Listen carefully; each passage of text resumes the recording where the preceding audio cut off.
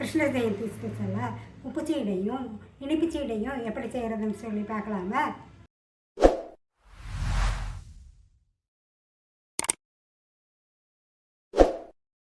First உப்பு சீடை எப்படி செய்கிறதுன்னு சொல்லி பார்க்க போகிறோம். இந்த சீடைக்கு 1 கப் பச்சரிசி மாவு, வறுத்து அரைச்ச 2 டேபிள் ஸ்பூன் உளுந்த மாவு போட்டு ரெண்டையுமே நல்லா சளிச்சுக்காங்க. இடையில கப்பி எதுவும் இருக்கக்கூடாது. இருந்துச்சுன்னா உப்பு சீடை வெடிக்கும். அதனால் மாவு நல்லா நைஸாக இருக்கணும். தேங்காய் 1/4 கப், எள்ளு 1 டேபிள் ஸ்பூன், பெருங்காயத்தூள் 1/4 டீஸ்பூன், பட்டர் 1/2 டேபிள் ஸ்பூன் போட்டு பட்டர் மாவு எல்லாம் நல்லா மிக்ஸ் ஆகிற மாதிரி தண்ணி ஊற்றாமல் ஃபஸ்ட்டு எல்லாத்தையும் நல்லா மிக்ஸ் பண்ணிக்கோங்க. எல்லாம் நல்லா மிக்ஸ் ஆகிடுச்சு அப்படின்னா இப்படி இந்த மாதிரி பிடிச்சி பார்த்திங்கன்னா மாவை கொலக்கட்டை மாதிரி பிடிக்க வரும், அப்படியே உதிர்ந்துடும். இந்த மாதிரி நல்லா பிசிறி விட்டுட்டு அடுத்து தேவையான அளவு உப்பு போட்டுக்கோங்க. மாவு அளவு கம்மினால் தண்ணி இந்த மாதிரி தொளிச்சு விட்டு மாவை பிசைஞ்சுக்கோங்க. தண்ணி நேரடியாக ஊற்றினோம்னா தண்ணி கூடுறதுக்கு வாய்ப்பு இருக்குது.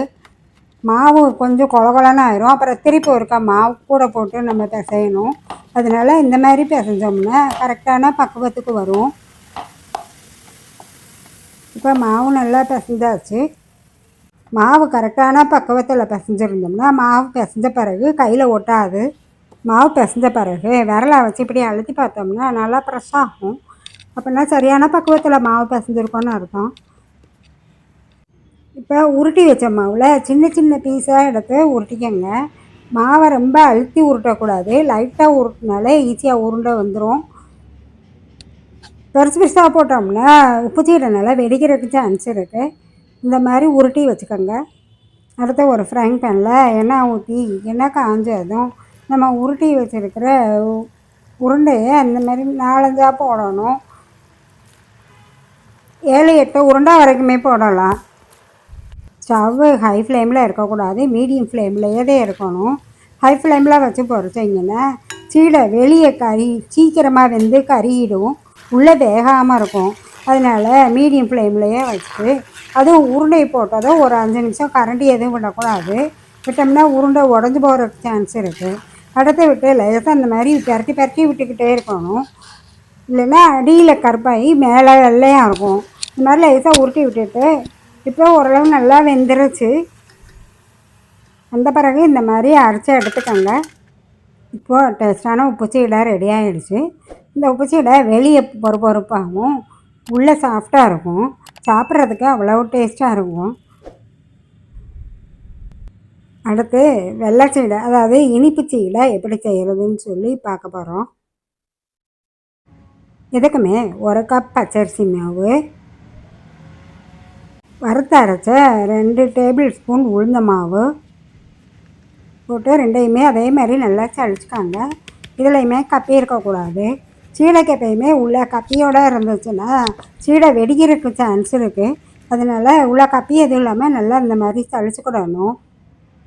சளிச்ச மாவோட 1/4 கப் தேங்காய் துருவல், 1 டேபிள் ஸ்பூன் எள்ளு, 1/4 டீஸ்பூன் ஏலக்காய் தூள், 2 டீஸ்பூன் நெய் ஊற்றிக்கங்க.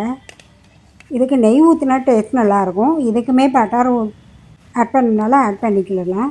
அதே மாதிரி இப்போ மாவை நல்லா இந்த மாதிரி பிசிறி விட்டுக்கிடணும். தண்ணி ஊற்றாமல் ஃபஸ்ட்டு இது பண்ணிக்கோங்க. எல்லாத்தையும் நல்லா மிக்ஸ் பண்ணியாச்சு. ஒரு பாத்திரத்தில் 3/4 கப் வெல்லமும் 1/2 கப் தண்ணியும் ஊற்றி ஹீட் பண்ணுங்க. வெல்லத்தை இந்த மாதிரி கரைச்சதாக மாவில் சேர்க்கணும். ஏன்னா வெல்லத்தில் தூசி இதெல்லாம் இருக்கும். அதனால் இந்த மாதிரி கரைச்சிட்டு அதுக்கப்புறம் நம்ம ஃபில்ட்ரு பண்ணி அப்புறம் சேர்த்துக்கணும் மாவில். அதுவும் 1 கப் மாவுக்கு 3/4 கப் வெல்லம் கரெக்டான அளவு. 1/2 கப் போட்டிங்கன்னா இனிப்பு ரொம்ப கம்மியாக இருக்க மாதிரி இருக்கும். கம்பி பக்குவம்லாம் வேணாம். கரைஞ்சி இந்த மாதிரி நுரையாக வரும்போது ஸ்டவ்வை ஆஃப் பண்ணிக்கோங்க. இப்போ நம்ம காய்ச்சின வெள்ளைப்பாக இந்த மாதிரி வடிகட்டி வச்சு மாவில் ஃபில்ட்ரு பண்ணி ஊற்றணும். வெள்ளைப்பாக ஊற்றும்போது கொஞ்சம் பாகு மட்டும் நிப்பாட்டி வச்சுக்கோங்க. ஏன்னா வெள்ளைப்பாகு கூடிடுறதுக்கு சான்ஸ் இருக்குது. அதனால் கொஞ்சம் நிப்பாட்டி வச்சுக்கிட்டு மாவை லேசாக கிளறி பார்த்துட்டு அதுக்கப்புறம் மிச்சம் இருக்கிற பாகையும் ஊற்றிக்கலாம். அதே சமயத்தில் நம்ம கையை வச்சும் பிசையக்கூடாது. பாகு சூடாக இருக்கிறதுனால நம்ம கையை வச்சு பிசைஞ்சோம்னா கையில் சுற்றும். ஸ்பூன் இந்த மாதிரி இதை வச்சு ஃபஸ்ட்டு நல்லா மிக்ஸ் பண்ணிக்கோங்க. மிக்ஸ் பண்ணிவிட்டு கொஞ்சம் ஓரளவு வெது வெதுப்பான சூடு வந்த பிறகு நம்ம கையை வச்சு நல்லா பிசைஞ்சுக்கிடலாம். இப்போது மாவு கரெக்டான பக்குவத்தில் பிசைஞ்சாச்சு. இந்த மாவையுமே விரலை வச்சு அழுத்தி பார்த்தோம்னா சாஃப்டாக அமுங்கணும். அப்போ தான் மாவு கரெக்டான பக்குவத்தில் பிசைஞ்சிருக்கோம் அப்படின்னு அர்த்தம். இப்போ மாவில் கொஞ்சம் கொஞ்சமாக அதேமாரி உருண்டை எடுத்து உருட்டி வச்சுக்கோங்க. இந்த உருண்டையுமே ரொம்ப ப்ரெஸ் பண்ணிலாம் அழுத்த வேணாம். லைட்டாக உருட்டினாலுமே ஈஸியாக உருட்ட வந்துடும். உருண்டை ஒரே அளவை இந்த மாதிரி உருட்டிக்கோங்க. இப்போ மாவு ஃபுல்லாக உருண்டை உருட்டி வச்சாச்சு. அதேமாதிரி ஒரு ஃப்ரைங் பேனில் எண்ணெய் ஊற்றி ஹீட் பண்ணிக்கோங்க. ஹீட் ஆனதும் ஒரு 4 இல்லை 5 உருண்டையாக போட்டு பொரிச்சுக்கிடலாம். உருண்டையை போட்டதும் உடனே கரண்டி விட்டு கிண்டிடக்கூடாது. உருண்டை உடஞ்சி போக சான்ஸ் இருக்குது. ஒரு 5 நிமிஷம் கழித்து கரண்டி வச்சு இந்த மாதிரி உருட்டி உருட்டி விட்டுக்கிட்டே இருக்கணும். அப்போ தான் ஒன்று போல் வேகும். இல்லைன்னா அடியில் கொஞ்சம் கருகி மேலே வெள்ளையாக இருக்க மாதிரி இருக்கும். அதனால் இந்த மாதிரி உருட்டி உருட்டி விட்டுக்கிட்டே இருங்க. ஒரு 5 நிமிஷத்துலேருந்து 7 நிமிஷத்துக்குள்ளே உருண்டை நல்லா வெந்துடும். வெந்த பிறகு கரண்டியை வச்சு இந்த மாதிரி அரிசி எடுத்துக்கோங்க. வெள்ளைச்சீடை எடுத்த உடனே பொறுப்பாக இருக்காது. கொஞ்சம் சாஃப்டாக இருக்க மாதிரி இருக்கும். வெள்ளைப்பாகுனால அந்த மாதிரி இருக்கும். கொஞ்சம் ஆறின பிறகு பொறுப்பு கொடுக்கும். இந்த கிருஷ்ண ஜெயந்திக்கு இதே மாதிரி வெள்ளைச்சீடையும் உப்புச்சீடையும் நீங்கள் செய்து பார்த்து என்ஜாய் பண்ணுங்கள். எப்படி இருந்ததுன்னு சொல்லி கமெண்ட்ஸ் பண்ணுங்கள்.